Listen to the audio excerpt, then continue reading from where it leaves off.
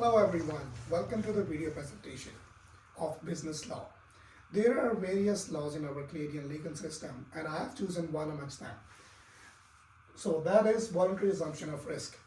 It is a legal concept giving people the freedom to have their choices for the risk, and of the forthcoming reactions from that risk is only accountable for the one who takes risk.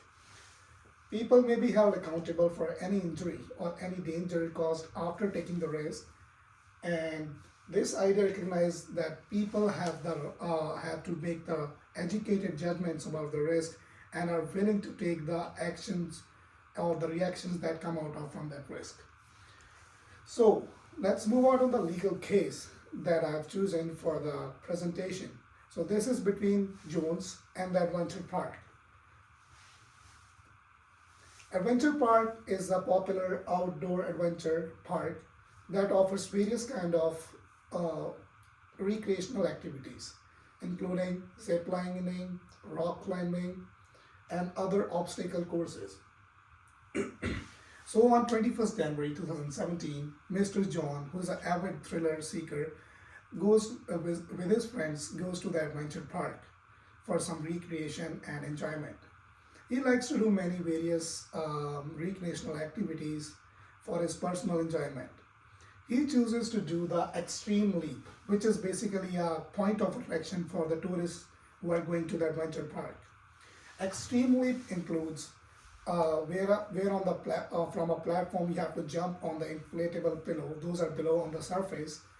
Uh, so what happened when he decided to do that? He was acknowledged that there are some risks in it.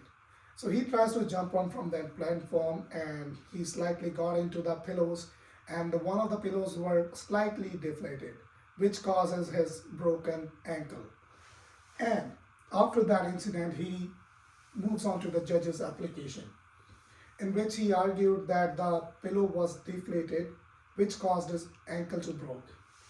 The judge reviewed the waiver that was signed by Mr. Jones, which clearly outlined the risk accumulated with that incident. Additionally, the judge considered the nature of activity itself, that jumping from a certain height to a platform to the inflatable pillows that are on the ground may lead to the risk of having an injury, and it is totally accountable. So after the court hearing, the judge made a decision for that. So by signing the release and taking part in extreme leap activity, Mr. Jones had a broken ankle. So the adventure park was not held accountable for all the situations that's a broken ankle for which Mr. Jones was looking for a compensation or a claim. The judges, this choice is consistent with the law's concept of voluntary acceptance of risk, which allow the people to be held accountable for the risk they take or for the outcomes that come.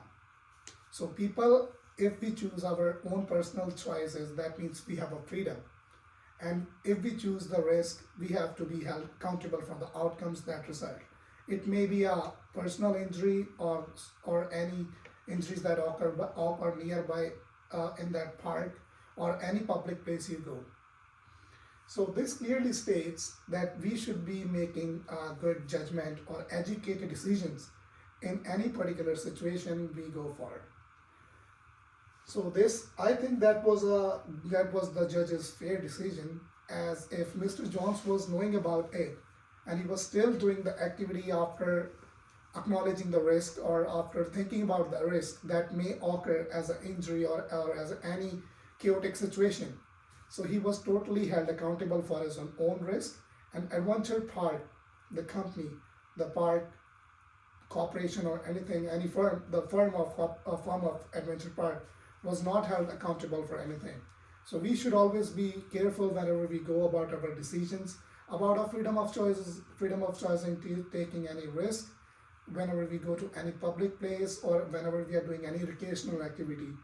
Even if we are, if I make an example of one more thing, even if we are going to do a horse riding sometimes, and we are in a horse timing. So in a horse riding, if we sit on a horse and it runs fast, and if there is any danger of falling, that have already acknowledged. So that doesn't mean the horse is accountable for that. That means if I knew the outcomes that this may happen or this risk may occur, so I'm the only one who is accountable for that situation. Moving on to the relevance to the future business leaders. So this case, as per my perception, gives a valuable lesson, or like an important lesson for the upcoming business leaders. So it highlights the importance of implementing clear liability waivers and risk disclosures for recreational activity offered by business, so that the customers can be educated about any incoming risk to the users or consumers or the customers that visits the park or any places they go for. The case underscores the role of voluntary assumption of risk in mitigating liability for the business offering adventures or high risk activities. So this way, the future business owners, if they make any adventure park or if they make any recreational place, they should have the following disclosures to the customers that this risk may occur. For example, Mr. Jones was already acknowledged about the outcomes. So there should be I think there should be a proper labeling nearby that, or any warning sign or any acknowledgement signs that this by doing this following activity a risk may occur or an injury may occur. There should be a proper disclaimer every place, so that the users are aware about any upcoming incidents that may happen to them. Understanding the legal principle of voluntary assumption of risk can help business make more informed about their decision and avoid costly litigation in the future. By referring to the costly litigation in the future means if Mr. John won the case, and this may cost the company, the adventure park, to pay for the compensation, and the settlement must be much higher because the ankle was broken. But in the case, the judge made the right decision about the case that was being brought to the court by making Mr. John accountable and liable for his own activity that he did in the adventure park. So I have the following props over here, like supposedly, let's take this Xbox controller. So if I play games all day long by watching the TV, if I play games watching like TV all the day long, and I know this is not good for my health or for my eyes, that means it's not the mistake of the Xbox or the TV, it's me who is already acknowledged for the risk that may happen in future. My eyesight may go weak, I may become fat, so I can't make anyone accountable for that. So that means I'm voluntarily, that means I'm personally, assumptions recognized as the prediction that I can make of risk. So I know the risk that this may happen, so no one can be held accountable rather than me.